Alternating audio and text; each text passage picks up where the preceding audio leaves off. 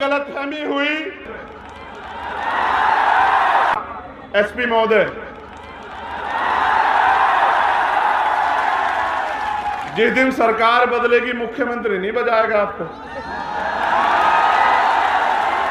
कानून के डंडे में बहुत ताकत है, कभी हमारी कभी तुम्हारी, याद रखना। तो उसे गलतफहमी हुई कि वो शराब के नशे में गया और कट्टा पिस्टल जो भी हो वो लहराते हुए उसने हमारे लोगों को अपमानित किया, हमारे परिवार को बेइज्जत किया, हमारे लोगों को गालियां दी, हमारी बहन की शादी को डिस्टर्ब किया, उनको धमकाया। हमारे लोगों ने आगे बढ़ के जब मुकाबला किया तो मुकदमा दर्ज हुआ। जब मैंने घोषणा की कि हम आ रहे 17 तारीख में सरकार सुन ले, इन्हें लगा, यहाँ के एसपी भी हैं, भैया मेरी बात को, जिस दिन सरकार बदलेगी मुख्यमंत्री नहीं बजाएगा आपको।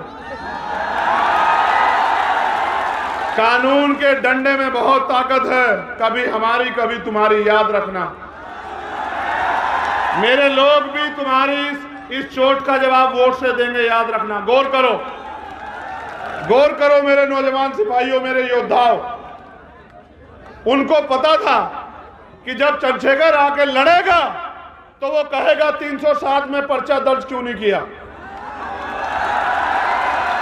मैं वकील हूं, वो पूछेगा कि दफा 25 का मुकदमा क्यों नहीं लगाया, वो अवैध असला लेके घूम रहा था। बाबा जी ने हमारे परिवार को बुलाया, डरा, परिवार भी डर गया क्योंकि बहुत ताकतवर व्यक्ति है। मुख्यमंत्री उनके यहाँ बैठे रहते हैं, आईजी डीआईजी एसपी उनके यहाँ बैठे रहते हैं, उनको लगा इनके सामने कौन लड़ेगा। लेकिन जैसे ही ये नीले पटके वाले, पीले पटके वाले उनके पास पहुंचे, फिर उसने कहा कि नहीं, टॉर्च नहीं कट्टा था। फिर उसने कहा कि नहीं, उस पाखंडी को जेल में होना चाहिए। इन्होंने जानबूझ के, इससे पहले मैं आ जाऊं और मैं 307 और दफा 25 ऐड कराऊं और फिर उसको बेल नहीं मिलेगी, इन्होंने संविधान से डर के उसको गिरफ्तार कराया और फिर उसको न्यायपालिका में हस्तक्षेप करके उसको बेल दिलवा दी। और लोग कहते हैं कि एससी एसटी का मुकदमा, कहां था एससी एसटी का मुकदमा, उसको तो बेल मिल गई। एक आदमी पूरे समुदाय का अपमान करे, ये चाचा खड़े हैं उनके, एक आदमी पूरे समुदाय को गाली दे, मेरे हाथ बांध रखे संविधान ने, याद रखना।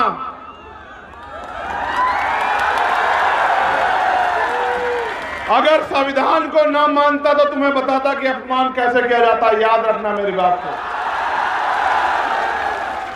बाबा साहब अम्बेडकर का खून हूं, संविधान को मानता हूं, इसलिए मैंने कहा कि संवैधानिक रूप से लड़ेंगे।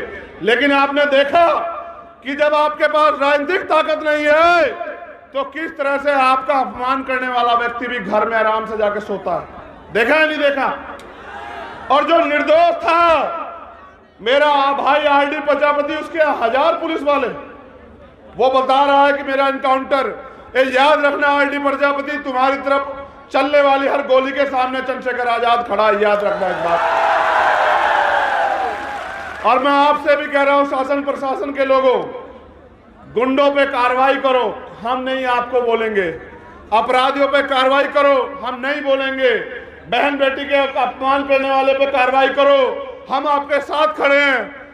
लेकिन अगर सत्ता के नशे में हमारे लोगों, निर्दोष लोगों पे कार्रवाई करोगे तो आपके दफ्तरों पे ताले लगा के,